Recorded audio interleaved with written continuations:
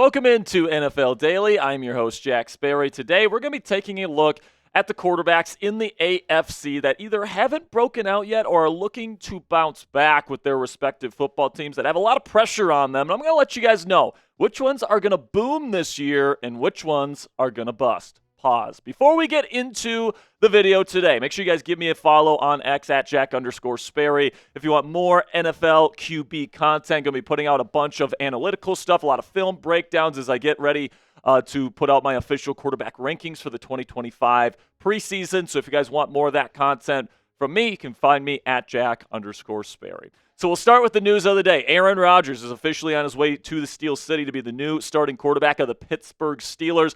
And I'm going to go out on a limb here. I'm going to say this is going to work out. All right. Now, full disclosure, I am the host of Steelers Talk by Chat Sports here at Chat Sports. Okay. So, yes, this is a little bit of a homer take, but I really do believe that Aaron Rodgers, with this collection of talent that the Steelers have, a really good defense. I think the run game is going to be a lot better in Pittsburgh this year. A really good head coach in Mike Tomlin. Rodgers, who has a history of playing in cold weather environments. I think that this is going to be something that works out for the Pittsburgh Steelers and for Aaron Rodgers, who is looking for a bit of redemption after his tenure with the New York Jets just not working out. Now, obviously, in 2023, has the Achilles tear. Then in 2024, only wins 5 games after starting the entire season. But he did deal with injuries. He was not only recovering from that Achilles injury, but he also was dealing with a little bit of a hamstring issue and a knee issue as well. He was still playing through that. And then through all of that, the defense completely crumbled after they fired head coach Robert Saleh. Nathaniel Hackett was the worst offensive coordinator in football. They had no run game. The offensive line was terrible.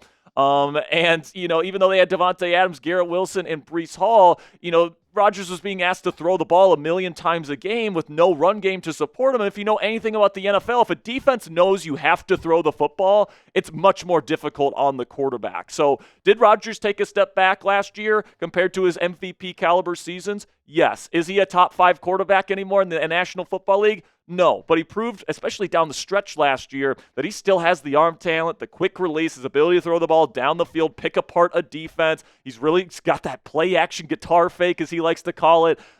He's still got some talent and some juice left in the tank, in my opinion. And then the reason why I think that he's going to be successful in Pittsburgh is because they're not going to be asking too much of him. All right, they are a team that is built around their defense. The reason why they've been able to win 10 or more games consistently here with guys like Kenny Pickett, Mason Rudolph, Mitch Trubisky, terrible quarterback play essentially since Big Ben Roethlisberger retired, is because TJ Watt and that defense is elite. They turn the football over and they give up consistently less than 17 points a game, which is an elite number when TJ Watt is healthy. So, the bar is already lowered for Aaron Rodgers and the Steelers offense because the defense is so good. And then they also drafted Caleb Johnson out of Iowa this year, who's a perfect fit for Arthur Smith's outside zone run scheme. They also have Jaylen Warren, who's a really good number 2 back, and their offensive line is young and unproven, but also very talented with 2 first-round offensive tackles at left and right tackle. And they also have some nice players on the interior as well as Zach Frazier, one of the best centers in football that they took last year in the NFL draft out of West Virginia. They also have DK Metcalf. It sounds like they're going to add another receiver this year. So this Steelers team, in my opinion,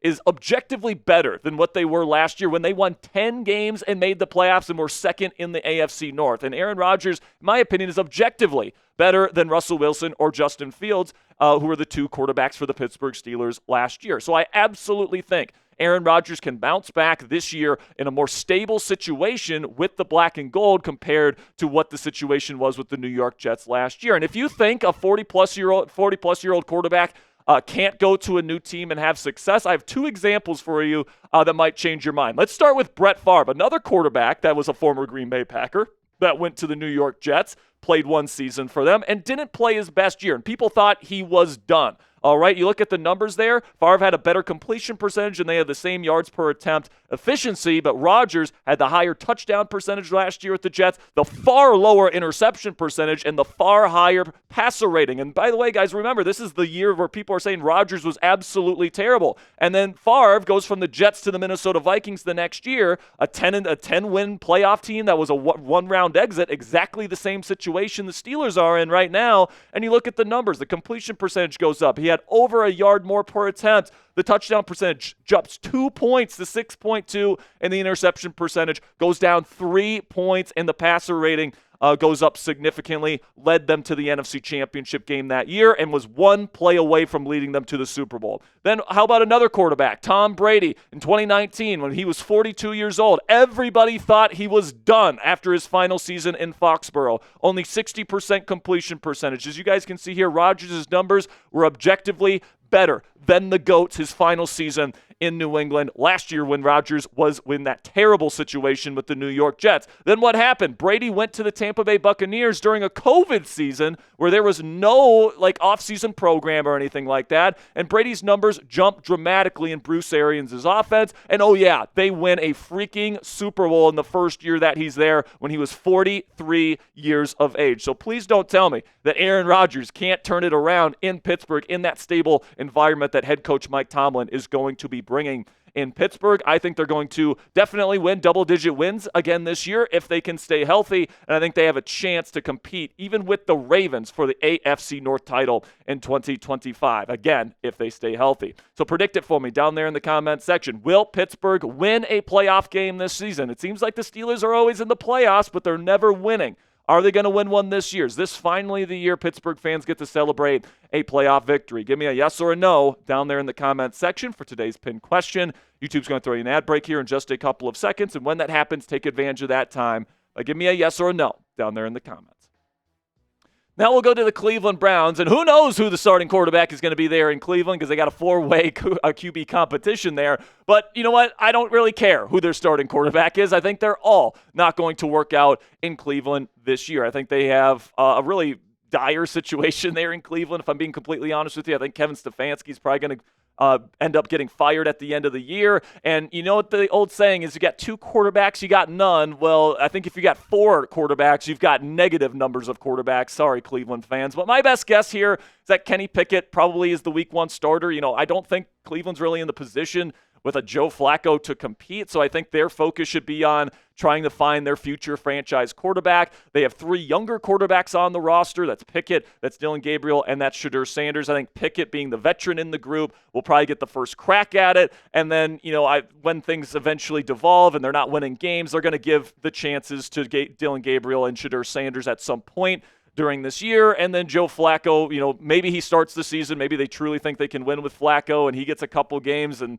I think there's a decent chance that all four of these guys get a chance to start at some point this year. I think this is just kind of the year in Cleveland where they're going to throw a bunch of shit against the wall and they're going to hope something sticks. And unfortunately for Browns fans, I don't think any of these guys are going to pan out this season. So who's going to be the week one starter in Cleveland this year? Will they go with the veteran Joe Flacco, type JF? Do you think they go with Kenny Pickett, type KP, type DG? If you think Dylan Gabriel wins the job, the third-round pick out of Oregon, or if you think it's the fifth-round pick, Shedeur Sanders, type SS down there in the comments section. In just a second here, I'm going to tell you about our sponsor today at Fanatics. And while I'm talking about Fanatics today, let me know who's going to lead the Browns offense heading into week one. And if you guys want a brand new polo from your favorite NFL team, 60% off from our friends at Fanatics, just in time for summer. You guys can get that done right now when you go to chatsports.com/NFL polo. They got a bunch of different designs. You know, if you want to go simple with just like one color with the logo on the patch there, you can certainly do that, like with the Cowboys there. Or they also have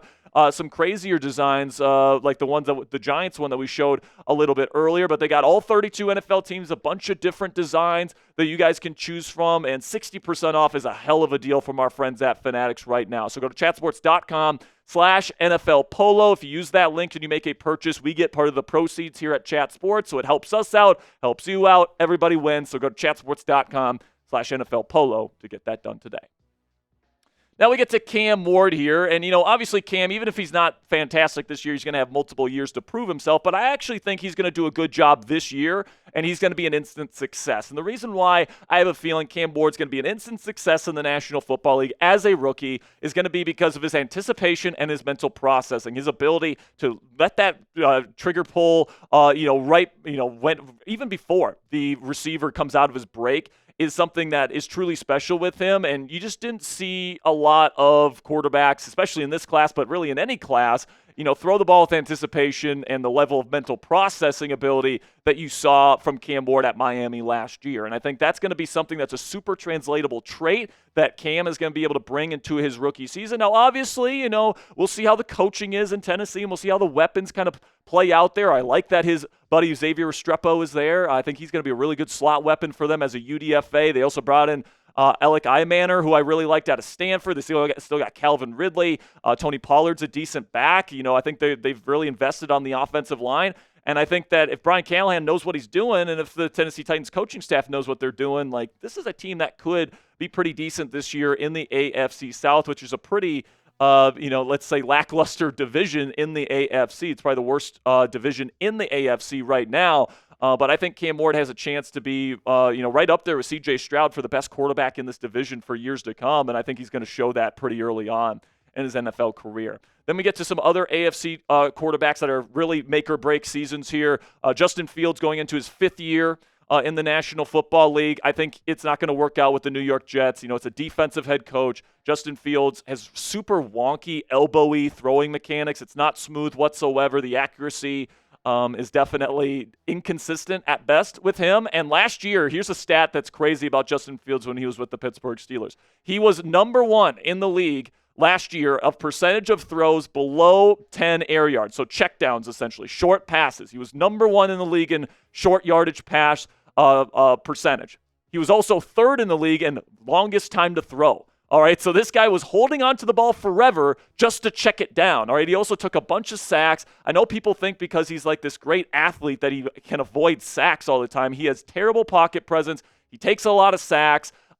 It's really difficult for offensive lines to block in front of him. There's a reason why the offensive lines that he plays for always get ripped for being terrible, because they give up a lot of sacks because this guy holds on to it for far too long. He doesn't have great throwing mechanics. He doesn't read NFL defenses all that well. He never really has, even going back to Ohio State. And, going into year 5, I just don't know, especially with a defensive head coach here in New York, that he's going to finally figure it all out. Like, I just don't see that happening. I think the Jets will probably be taking a quarterback in next year's NFL draft. Then we get to the Colts situation here. Daniel Jones, I do think will probably be the week 1 starter, and I think he's not going to be good. All right, like, I think that we saw that in New York throughout his tenure there. He might be fine, but, like, are the Colts going to be like a playoff contender in the AFC with Daniel Jones leading the way? I really doubt it at this point. Then when it comes to Anthony Richardson, I think he's got the higher upside than a guy like Daniel Jones, who's as milquetoast as it gets. But it doesn't look good for Richardson either because of the shoulder injury that he's dealing with right now. So it's still very much up in the air whether or not Richardson's going to have a chance this season. Now, Daniel Jones might just play so bad that Richardson might get his shot. But it's going to be an interesting dynamic in Indianapolis. But right now, I wouldn't put my money on either of these Colts quarterbacks to break out next season. So it's your turn. Let me know down there in the comments section. Which AFC quarterback will have a breakout or bounce back season this year? Do you think Aaron Rodgers is going to be a success in Pittsburgh? Do you think maybe Anthony Richardson finally puts it together this year and gets healthy? What do you guys think? Let me know down there in the comment section. Your thoughts on Justin Fields. I want to hear all of it down there in the comments section. And make sure if you disagree with me, let me know down there in the comments and let me know why. Make sure you click that subscribe button if you haven't already. Again, guys, you can follow me on Twitter at Jack_Sperry if you want more NFL QB content from me. I really do appreciate all of your guys' support, and I'll see you guys next time.